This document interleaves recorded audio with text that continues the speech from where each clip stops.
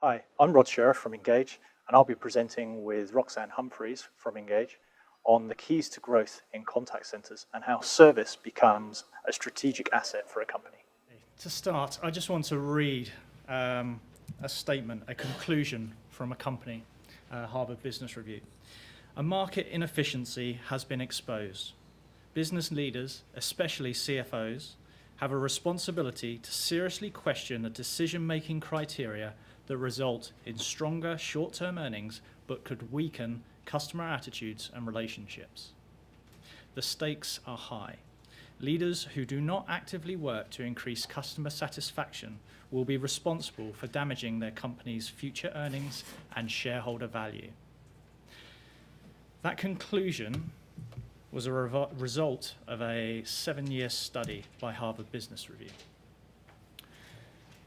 What we can see up here is they studied 200 companies over a period of time. They invested in companies that were high in the American Customer Satisfaction Index and shorted companies that were poor in the Customer Satisfaction Index. The results, they outperformed the market by 4 times. The difference between those two lines there, the blue one and the red one, is literally worth billions of pounds. My name's Rodney Sheriff. I'm Roxane Humphries. And together we have over 20 years' experience in transforming customer service. Our journey started a few years ago where we had the opportunity to interview and distill some of the greatest companies in service. Companies like Ritz-Carlton, whose cult-like culture embodies service excellence. Hollister, whose unique sensory-based experience goes beyond their store and into their office. Disney, where every character from the CEO down to the groundsman plays a very important part in the customer experience. And one of my favorites, a little bank called Umqua, whose passion for giving back to the community is truly inspirational. We also had the opportunity to interview some of the Harvard business professors, such as Joe Pine, who'd done some work around the service tree experience. With all of this, a distilled process and knowledge, we were able to help companies transform their customer experience. During this, we saw some companies reach up to 20 million in additional profit, as well as to go on to win over 20 awards, including Best in Europe, Best in Asia Pac, and some Best in World. We had articles featured, BBC, Times, and even in the contact center world. All of this came down to a passion for us. So a few years ago, we decided to take our knowledge, process, and passion and start up a company to help others become legendary. Today, we're going to share some of our insights with you. First off, we're going to have a look at why is service so important and why are there billions between those two numbers? We'll also be looking at some of the keys between service and profit. We'll look at the measurements and how to accelerate this change within the service organization. We'll look at the impact and benefits this has to the brand. Most important, we'll be showing you how to demonstrate this value at board level. And finally, we'll be sharing our 5 key growths in the service organization. So, why is this market gap so big? So let's whittle this down to the actual unit of value that exists in a service organization, and that's generally the conversation that happens with the customer. Be it an email, be it social media, be it a call. But that conversation can end in one of 3 ways. A customer can leave the company and go off and find a competitor. They can stay with the company, or they can become an advocate and recommend to their friends and family and show how bring other new customers to the company. Now, if we take that one conversation, let's say it happens in a contact center. Let's have an imaginary contact center or imaginary company that we're working with, a telecoms company that's out selling prepaid SIMs. So for our telecoms experiment, we're going to have 100 people in a contact center. So our one person who has that one conversation that makes the difference across with 3 different outcomes, they probably have about 30 conversations a day with the customer. That's about 7,000 a year that one person has.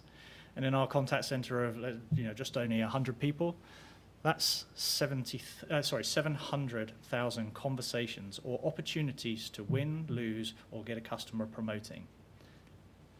Now, if we look at the lifetime value of our customers, and let's just take an easy number because it's easier to do maths that way. Let's take it as £100 lifetime value or gross profit that exists for our customers. So we've got 700,000 customers at £100 each. That's 70 million in value that's running through our contact centre of 100 people. There's some large numbers here. What about if we can tweak the behaviours of those people by 1%, 2%, 10%? The numbers start adding up fast to the amount of additional profits that can be made through interacting in or changing those behaviours. In fact, we've seen improvements going up to as high as 30%, which is worth a lot of money. So to break this down, we're going to go through the service to profit chain. Right? Some of you may be aware of it, but in summary, right, if you want a profitable company, you need to have loyal customers. But more so, you need to have customers who are actually going to go out and promote your brand to friends, family, and other companies. Now, in order for people to promote, they need to have exceptional customer experience, ones that will actually make them go out and talk about it positively.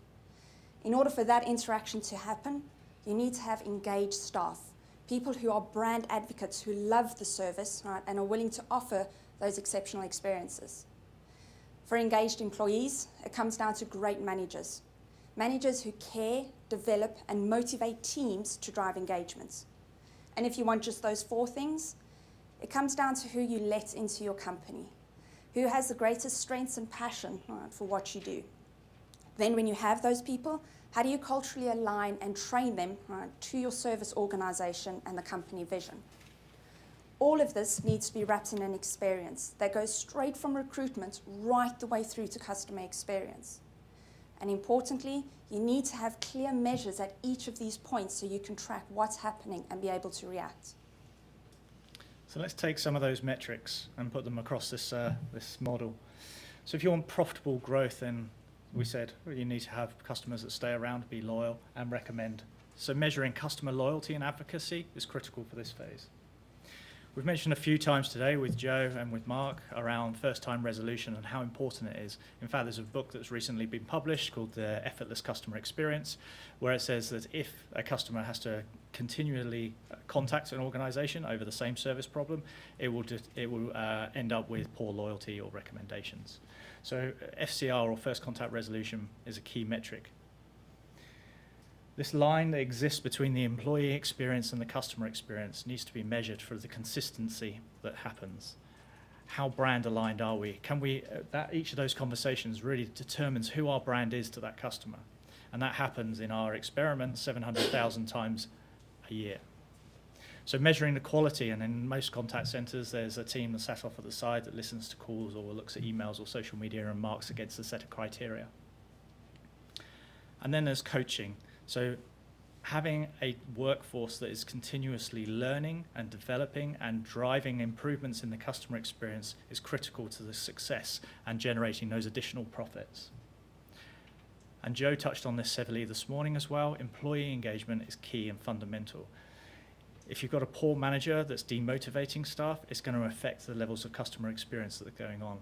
So measuring this and having it fed back is important.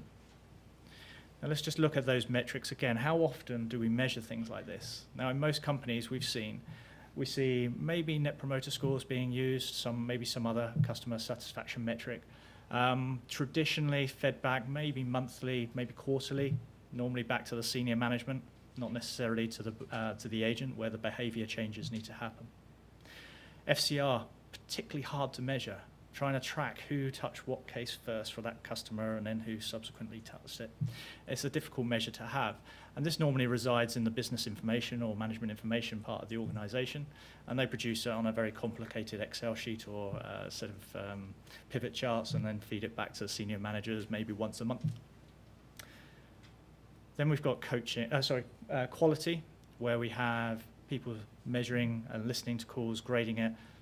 Most places I've seen it is on Excel. There are a few tools out there that people are using, but bringing those scores together and really feeding this back. Normally what we're seeing is a quality team's taking the interactions from the last month, scoring it and presenting it back to the manager to coach to their 15 agents.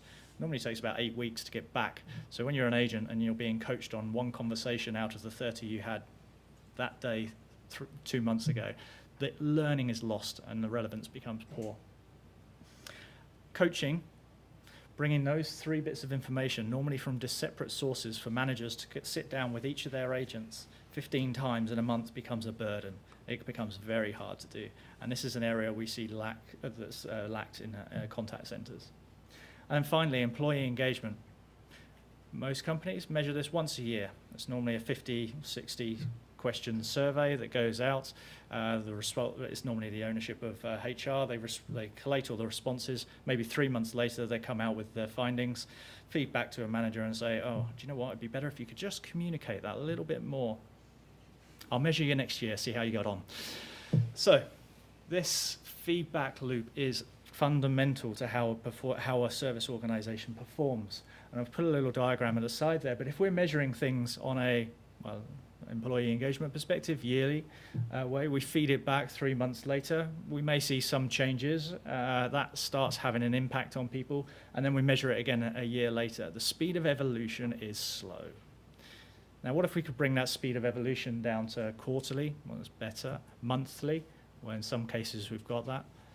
How about daily, hourly, minute, live? Now we start changing the behaviours of people. And if we get that information and this massive data to the right people in the right way at the right time, we start changing those behaviours, which enable us to start differentiating from those 2 lines that we saw at the start.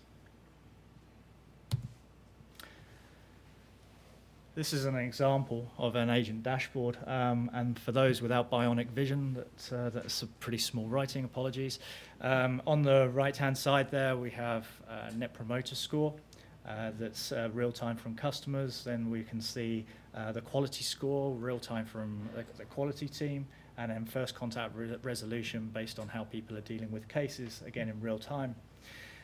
Below that, we've got some metrics to say how many surveys are being completed, the number of cases and the number of quality assessments being made, and how is it tracking month by month.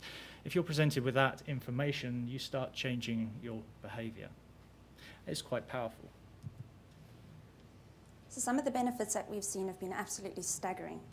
If you change agent behaviour, that increases Net Promoter Score. You see a direct increase in customer loyalty and word-of-mouth sales, which generally has a massive impact on the bottom line, as well as driving employee engagement. Right? In some cases, we've seen productivity go up by 25%, as well as not an increase, a reduction in staff attrition. People want to come to work. Right? They want to be there because they feel they're getting cared for. We also see that customer contact rates drop, because all of a sudden you've got FCI. You can measure who needs what help and when, whether it's a behavioural or a skill gap. All of a sudden, you're able to target your training and your development down to an individual level. Okay, so what we're showing here is how do you start articulating the value of what goes on from a service centre perspective to the board or to the exec team. So you attract the right levels of investment and the exec team and especially the CFO understands what's going on. Now, what we've got here is we've hidden the name of the company and changed the data slightly, but this is an actual performance graph. The blue bar here is the loyalty, i.e. the amount of customers that tend to stay with the company versus a base churn inside the organisation. So if you contact the service centre, are you more likely to stay with the brand or not? And you can see the starting point here was pretty much the same as the base churn that was existing across the organisation. The green bar is the advocates. So these are people that score high on Net Promoters, that are basically advocates that go out and recommend to other companies. Now that's all well and good, but people actually do what they say they're going to do? So one way of tracking that is looking at the word of mouth sales that are on the acquisition side. So what we did here was we looked at, well, how much of the sales that are happening are through word of mouth and is it growing? The red is the damage that's being done in the marketplace. Now you can take an example here, take the promoter side of the equation and flip it and see the same ratios come through from a detractor side. It's harder to measure because people who don't join your company, generally you don't know about it. So it's a proxy for doing that, but it takes the same formulas from the promoter side. And then you end up with this blue line, which is ultimately the net customers that are joining or not joining your company. So here we can say that there was actually damage being done by the way the service team was interacting with the customers. Now, in most cases, you wouldn't understand this or know it, but we were able to articulate this, and in this case, we valued it, and it was about 5,000 customers that were not joining this company. Now, if you put the hunt, then we take our example company of £100 lifetime value, times that out, that's worth around £500,000 per month of additional profit or lifetime profit from those customers. Here we saw an increase over a period of time that was about 60% net promoter score increase. And we saw the word of mouth sales increase, the churn reduce, and you can see the corresponding parts to that here. And it ended up with, at the end there, around 15,000 additional customers joining because of the way the company was now acting with its customers.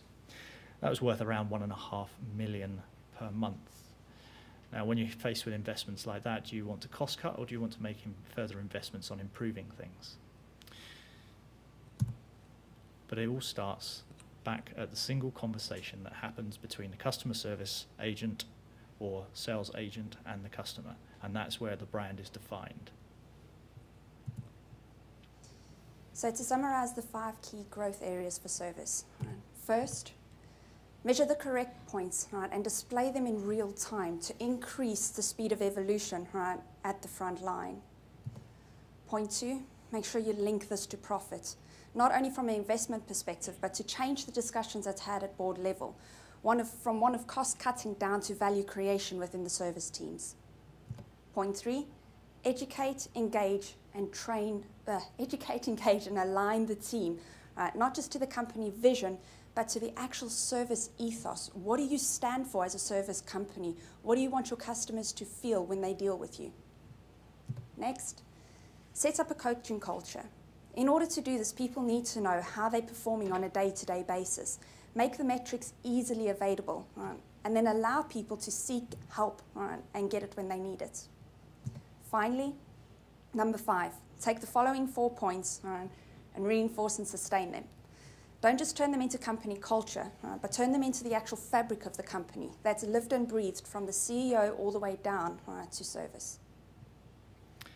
When we see these things happening and we start seeing the levels of improvement in customer loyalty, that starts explaining why there is billions in value that split these 2 lines and why high service performing companies exceed other companies.